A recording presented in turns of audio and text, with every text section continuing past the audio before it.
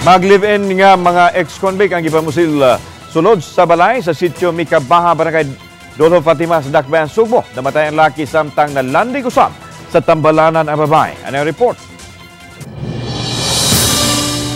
Pasado alas 3 gahapon sa kadlaw na hitabo ang krimen nga gihimo sa duha ka mga lalaki 15 gipuntarya sa pagpusil.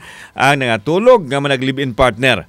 Namatay ang lalaking biktima nga si Saturnino Sericon Bitzcucho. Hingkod ang panuigon samtang naangon ang babae nga si Maribel Fernan Pedrosa nga gidala sa tambalanan. Naigo sa iyang aping ang lalaki mao hinungdan sa iyang kamatayon samtang naigo sa agtang ang babae ug swerting naluwas. Giingong naglakaw ra ang mga suspek human sa gihimong krimen. We're conducting hot pursuit until now to the suspects. Kumusta yung dalawang biktima? Actually, yung nangyaring shooting incident happened 3:50 a.m. Last day. But it was reported at around 9:15 a.m. there is a station. Kalambigitan sa illegal na drugas ang motibong gisusi karon sa kapulisan.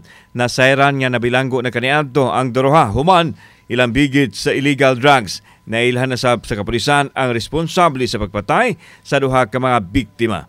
Silang dalawa, actually, these two victims, player to ng illegal na drogas. Maybe sa upon investigation na mo na may batal sa amo nila.